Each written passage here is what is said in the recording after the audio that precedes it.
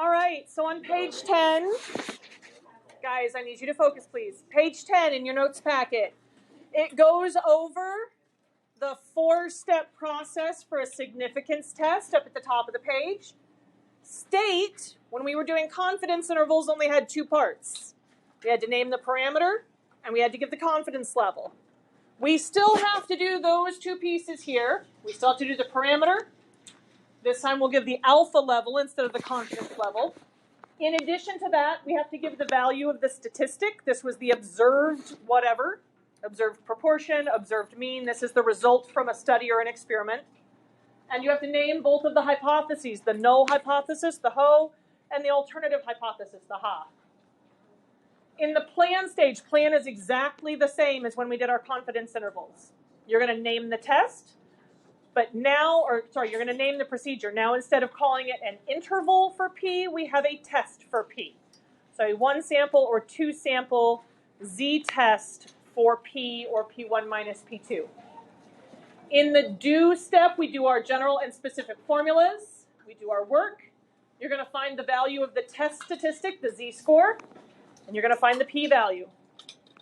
And then in your conclude, you need to interpret the p-value, and then you need to explain the decision and the conclusion based on the context of the problem and your p-value outcome.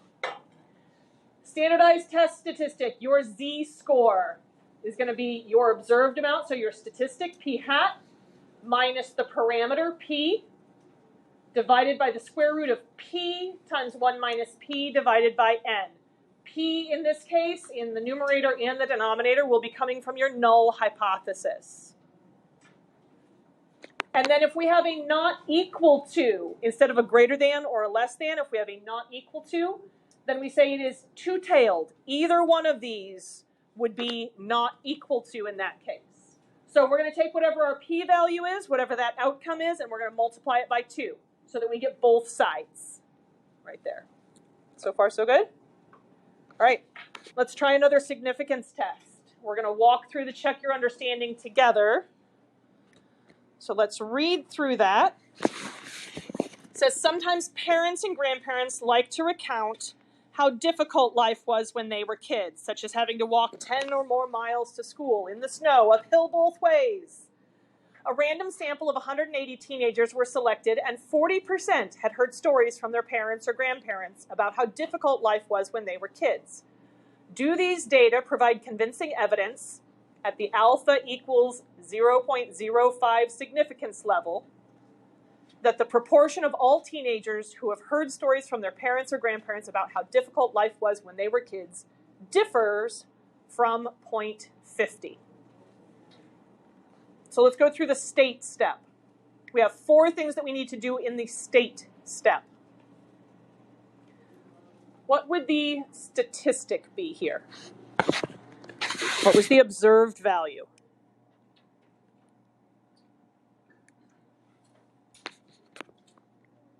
%. So statistic would be 40% or 0.40. What significance level are we using? 0.05. So I'm actually going to write this whole thing. We're going to write alpha equals 0.05. Parameter. What is the parameter here? Yes? So if they don't tell you the significance level, we just assume it's 0.5? If they don't say, then you're going to use 0.05, yes. Yeah. Okay. Yep. Okay. Absolutely. 5% if it's not stated. Oftentimes it will be stated for you, but if it's not, we're always going to use 5% as that cutoff. Okay. Good question. What should our parameter be?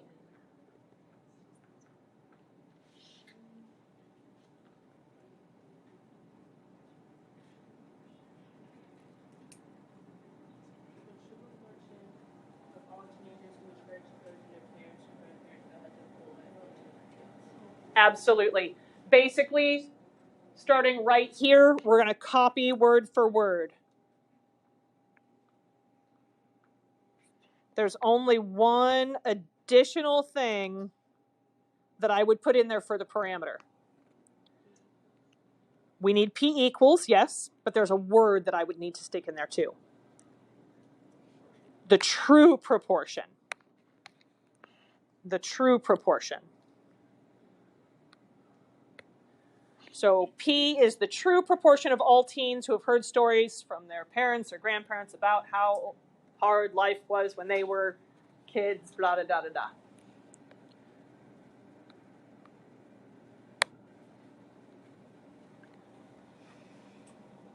We need how many hypotheses? 2.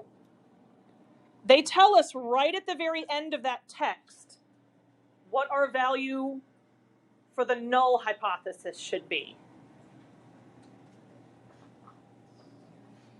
0.5. So null hypothesis, HO, P equals 0.5. And then we wanted to know if it was different from 0.5. So my alternative hypothesis would be P is not equal to 0.5. It doesn't say anything about greater than or less than. It says different from. Different from would be a not equal to. How many samples were taken? 1 sample.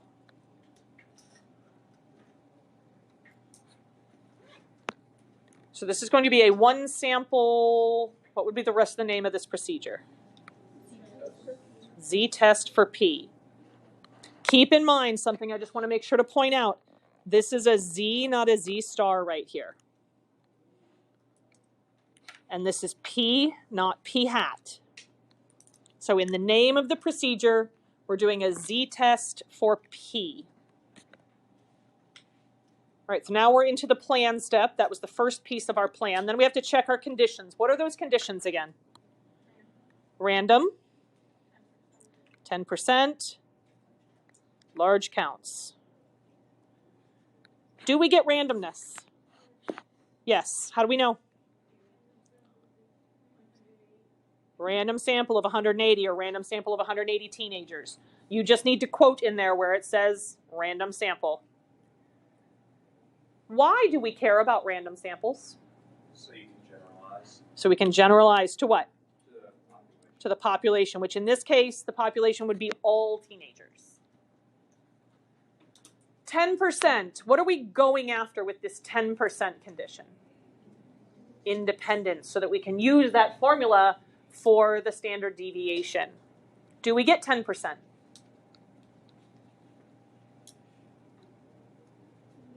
Yes. How do you check that? What kind of work would they need to see to know that you've checked the 10% condition?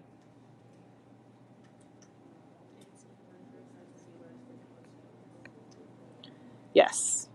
Now, I will warn you guys, they do want to see in this 10% condition section, they want to see either 0.10 or 1/10. So 180 is less than or equal to, remember, you want your sample to be smaller than your whole population. It needs to be no more than 10%, or else we can't sample without replacement. So 180 is less than or equal to 1/10 of all teenagers, or 0.10 of all teenagers. So 1,800 is less than or equal to all teenagers. We do this for independence so that sampling without replacement is okay. Do we get large counts? Yes. What are we using for P?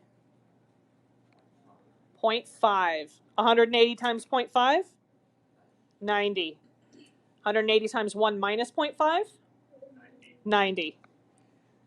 Both of those are bigger than 10, so the sampling distribution of P hat is approximately normal.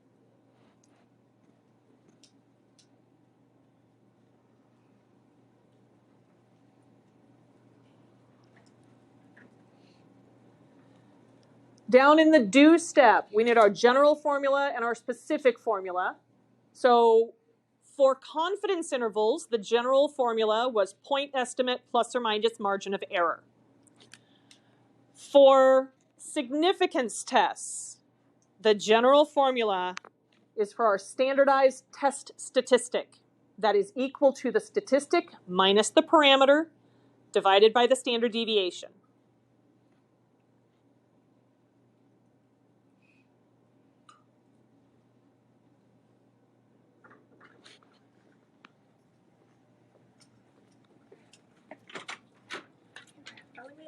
Thank you. We are on page 10 in your notes.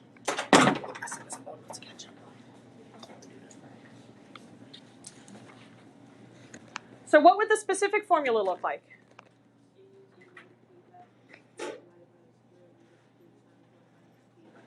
Perfect. Z is equal to p hat minus p divided by the square root of p times 1 minus p divided by n. I want you guys to do the rest of the do step on your own, and then we'll come back and compare yours with mine, and then we'll talk about the conclusion together. So draw your picture, show your work, find your z-score, your test statistic, use that to calculate your p-value. If you need help with calculating the p-value, I am more than happy to show you how to put that into your calculator.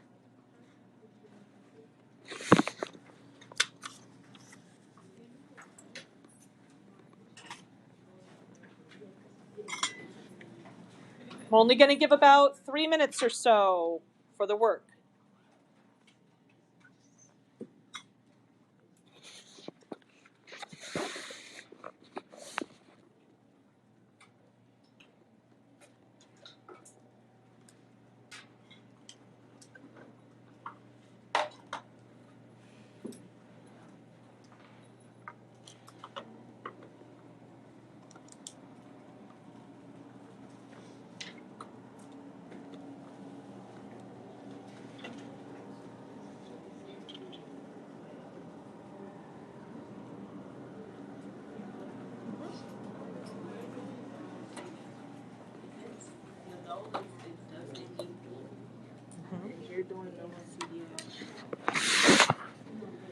So we're going to do normal CDF, but we're only going to be able to calculate one tail here, and then we'll times it by 2 to find the other tail.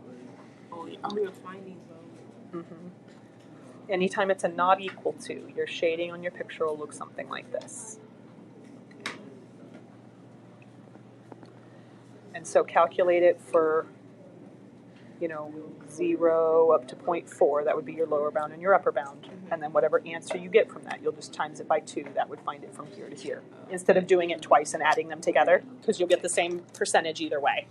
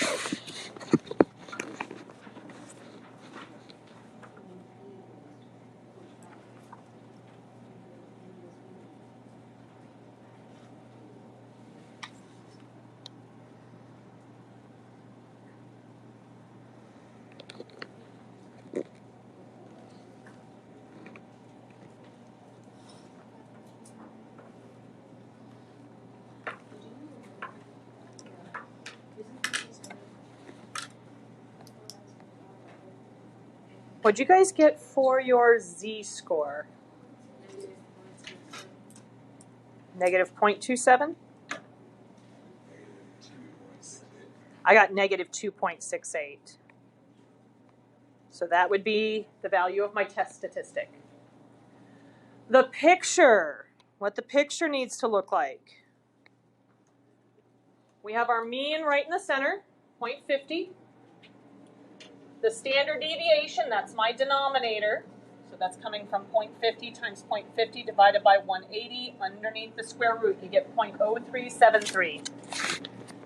And then because this was a not equal to, we want to go the same distance away on either side of the mean. So 0.40 and down, that's 0.10 away. On the other side, 0.10 away on the other side would be 0.60 and greater. This is what a not equal to is going to look like. A not equal to is always going to have two tails. However far away you go on the left, my test statistic says that's 2.68 standard deviations below the mean. I'm going to go the same distance away above the mean on the other side.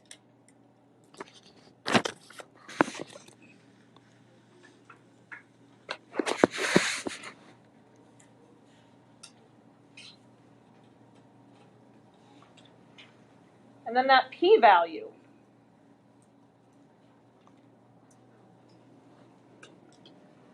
Because we're finding the area of both of the tails, we're going to find our p-value and we're going to times it by 2.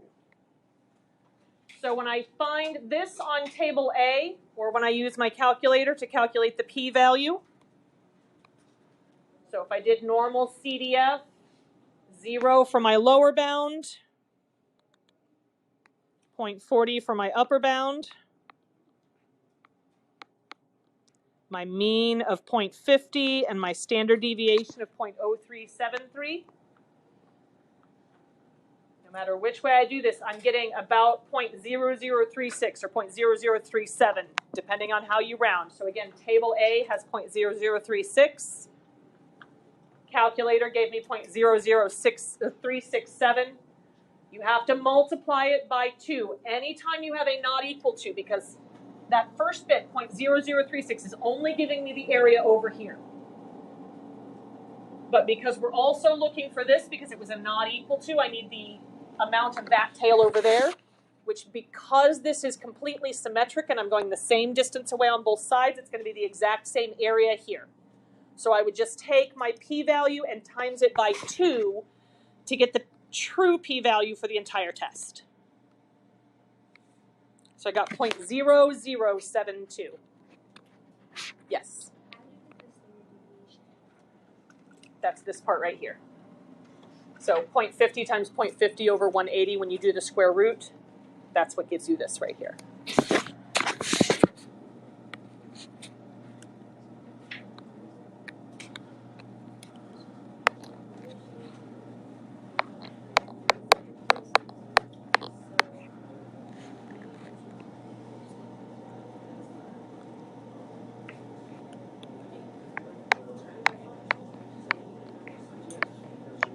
All right.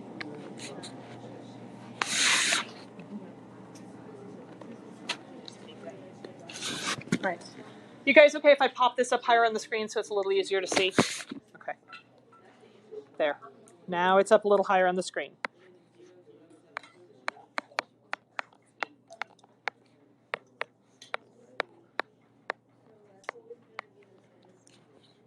Yep. For a proportion. Yep. P times 1 minus P divided by N, and then square root the whole thing. That'll be your standard deviation. So the denominator of this is the standard deviation. And if you look back here, what we said our general formula is, there you can see. Standard deviation is the denominator. So you're going to need to actually calculate that separately so that you can draw your picture appropriately. All right. Conclusion has to have 2 parts. I'm going to reference the p-value to explain why I'm reaching the conclusion that I am. So first I have to explain what that p-value means. How do we interpret the p-value?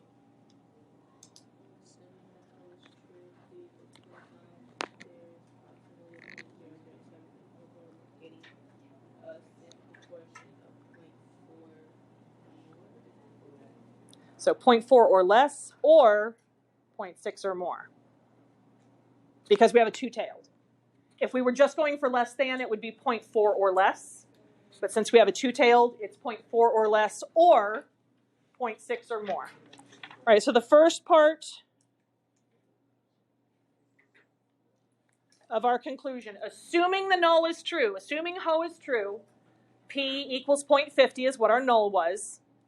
Please restate that in your conclusion. They will be looking for that. There is a 0.0074 probability of getting a p-hat of 0.40 or lower, or 0.60 or higher, purely by chance.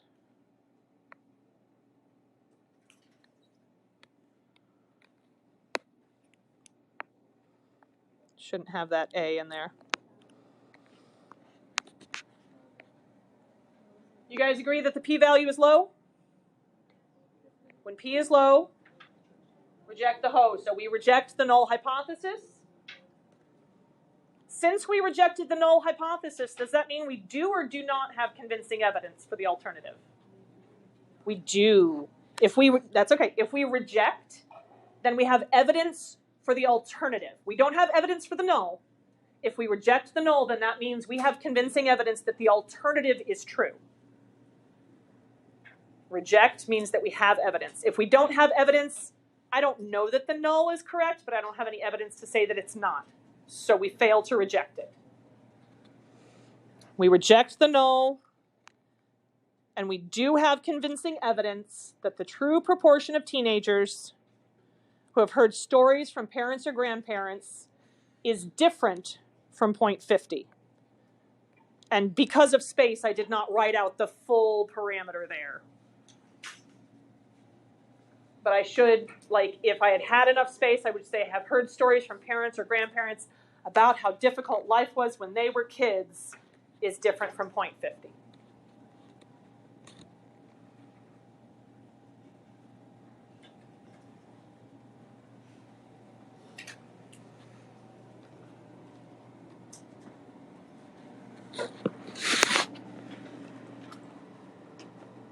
Last question, squeezed in down at the very, very bottom.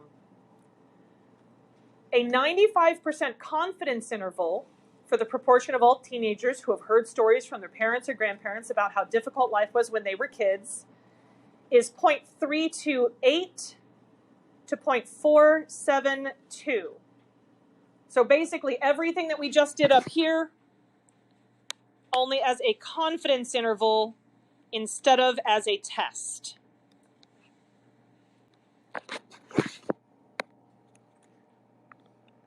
Why does that confidence interval show me the same kinds of things that my significance test did? How is this interval consistent with what we saw up here?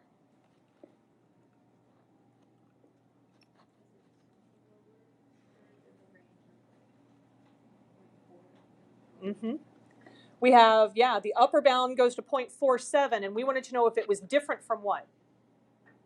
0.5. Do we have evidence based on that interval that it's different than 0.5? Yes, 0.5 is nowhere in that interval, so it would need to be different than that.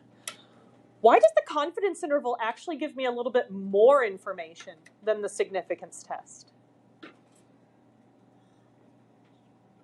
What does an interval give us again? Like a general estimate of where the true proportion is. A general estimate. It gives me what is supposed to be all plausible values, all believable values for the true value of P. So this gives me a good idea of where P actually is. Not just that it's different than 0.50, but I have a general idea about where the true p-value lies. The null hypothesis value is not contained in the confidence interval, so we would still reject the null. The interval gives plausible values for the true proportion. Significance test didn't do that for me.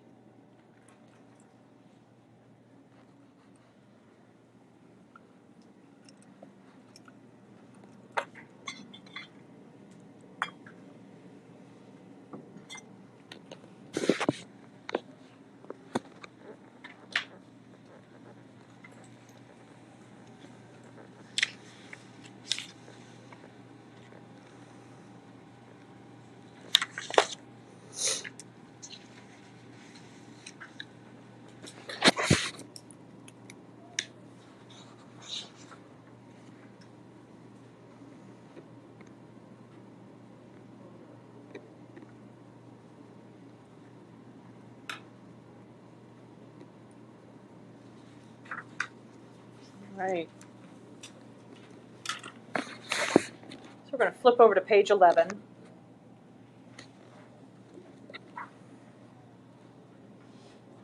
Has anybody ever seen Mythbusters?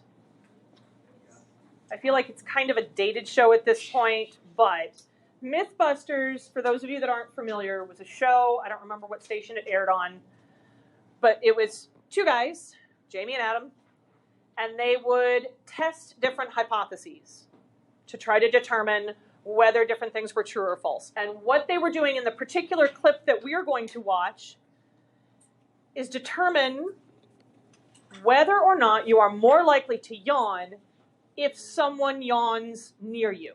You guys ever experienced that? Like you feel just fine and somebody yawns near you and next thing you know you're yawning and so are like 7 other people in the room. So they're testing to see like, is this actually a thing or is it just you're more aware of people yawning when somebody else does it? All right. So like I said, we're going to watch just a real quick clip.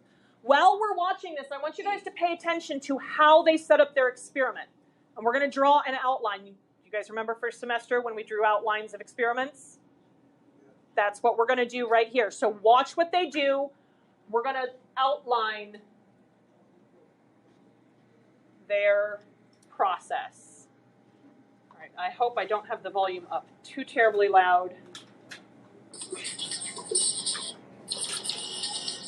Go away. The yawn chamber is rigged with spying devices, like a two-way mirror and a hidden camera. If anybody yawns in this room, I'm gonna catch it. First, the control. The groups left in the empty room for 10 minutes. Nothing to read, no talking aloud. Next, the lucky volunteers get to read some tax law. People, we have our first yawn. Now, will it travel around the room like a Mexican wave? The first 2 tests are inconclusive. So for test number 3, Scotty tries to infect the subjects with the yawning bug. But they appear to be totally immune. Unlike Carrie. 6:30 a.m. at a local flea market, where the Mythbusters hope to get a bigger sample of test cases. This time, they are testing one variable only, the seated yawn. Carrie will yawn at 2 of every 3 subjects as she ushers them into their cubicle. And after the drought, a flood of yawning is unleashed. The Mythbusters suddenly have the Midas touch. The results are in, and when the people we tested got no seed yawn, no stimulus, they yawned 25% of the time. When they got stimulus, they yawned 29% of the time. I'd say it's confirmed. There's little doubt it does seem to be contagious. And I bet the audience at home right now is probably yawning. Okay. So we want to take that and outline their experiment. So they started off, if you read up in the box up above, it explains how they split apart their groups a little bit better. It said that she yawned at every 2 out of 3. How many subjects were given the yawn seed?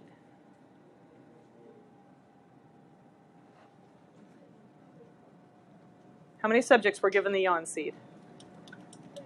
34. 34 subjects. So by yawn seed, they're just saying that she yawned at them. It was like planting the idea in their mind. And how many did not get the yawn seed? 16. Does it say how they decided who she was going to yawn at and who she wasn't? No. But if it's a true experiment, how should this decision be made? Randomly. I don't know what random method they use, so I'm not going to be able to go into detail about that. But we can say that we have random assignment. Oops, sorry, let me stick that in here.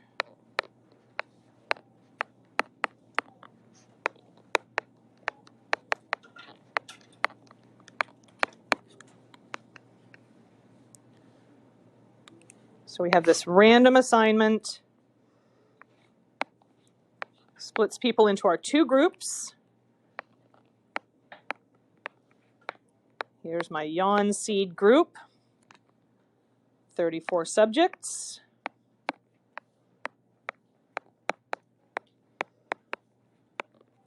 And no yawn seed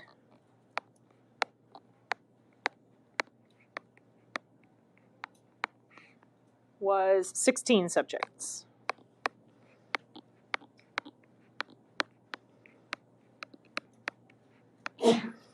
Bless you.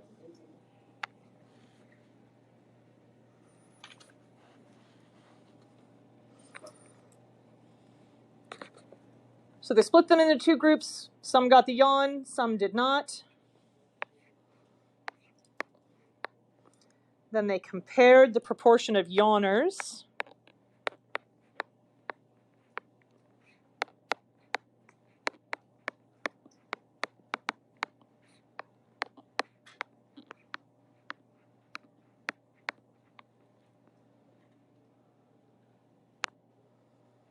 Does anybody remember from the video what percentage of the yawn seed actually yawned? 29%. And the no yawn seed? 25%.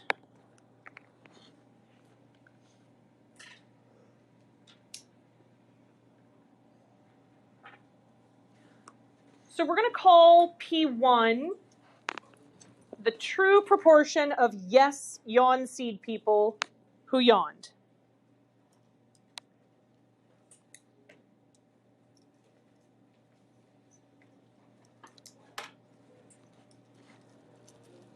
P1 is our true proportion of yes yawn seed people who yawn.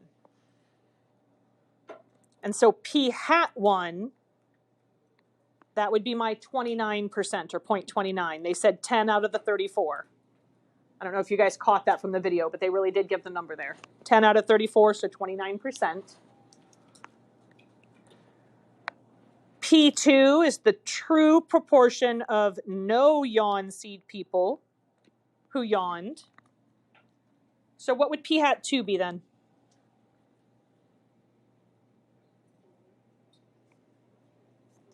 4 out of 16, or what percent? 25%. 4 out of 16, 25%. What is the difference in P1, P hat 1 and P hat 2?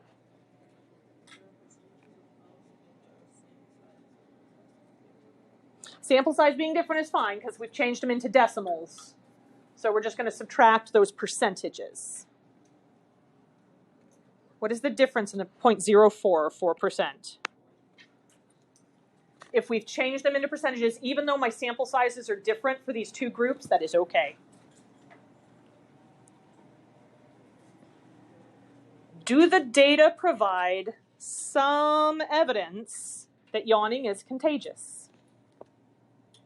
Yeah, what's our evidence for that? Yeah, we have a higher percentage of people that yawned if they got a yawn seed than if they didn't. Is it convincing evidence? I don't know yet, but I'm leaning towards, I mean, it doesn't, does it seem like much of a difference? Not really. Like if they were to redo this whole experiment, could they have found a very different answer? I feel like 4% might be like just happening by chance, that 4% difference.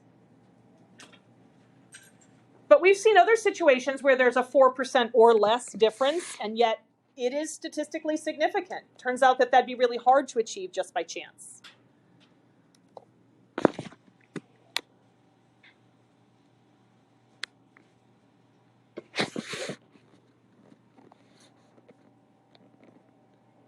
Do you guys agree with Adam and Jamie's conclusion that yawning is definitely contagious?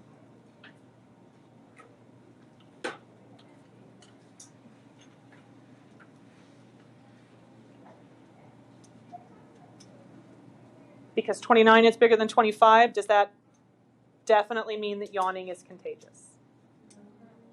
Not necessarily. For me personally, I would say that 0.04 doesn't seem like a big enough difference. I think it could have happened purely by chance just from the random assignment. I mean, they were out there at what o'clock in the morning? Like 6 o'clock in the morning? They were out super early. People are kind of prone to yawning early in the morning anyway.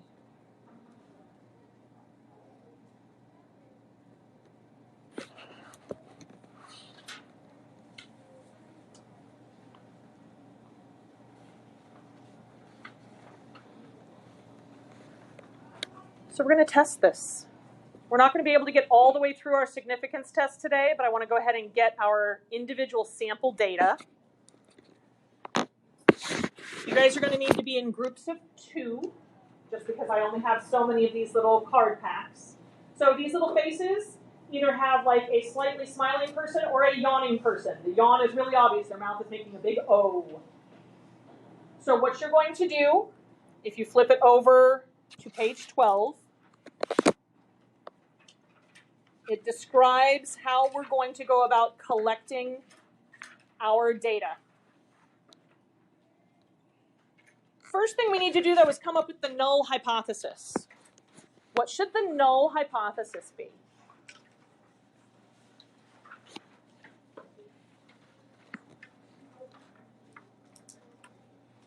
What should the null hypothesis be?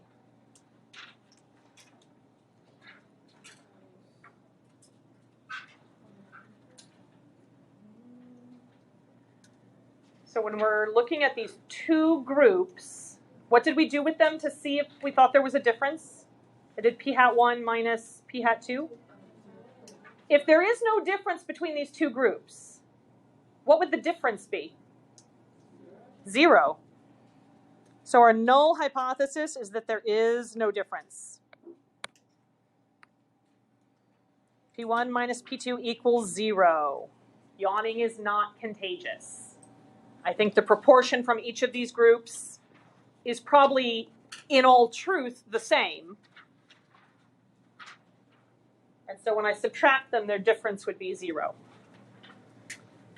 Right. They had 50 total participants in their little experiment. I have 50 cards. You need to mix them up. They're kind of hard to shuffle just because they're made out of paper. You need to put them into 2 groups. One group gets 34. That's the yawn seed group. This needs to be upside down. You're not looking at them. And then the other group gets 16. And then you're going to record the proportion in your yawn seed group and in your no yawn seed group that actually did yawn. Actually, we have 5 minutes left. That's not going to be enough time. So we're going to start that when you guys come in tomorrow. Please come in tomorrow ready to grab one of these. You're going to need to work with a partner because I only have like 9 of these packets, just because I didn't feel like printing out and cutting apart a gazillion of these. So you will be doing 3 trials. Easiest thing to do on this one, if you want the least amount of work, mix them up on your desk. Count 16 out, put them in one group, and then the remaining 34 would be your yawn seed group. Then you'll flip them upright, and you'll record the proportion that are yawning out of 34, and the proportion that are yawning out of the 16. Yes. Absolutely, I can. All right. Also, tomorrow, 9.2 homework is due. Hopefully everybody got that announcement and Canvas message that I sent out on Friday after school. Homework 9.2 is due. I will be checking that homework while you guys are running your simulations. And then we'll go through and grade the homework, and we will look at what those sample proportions are.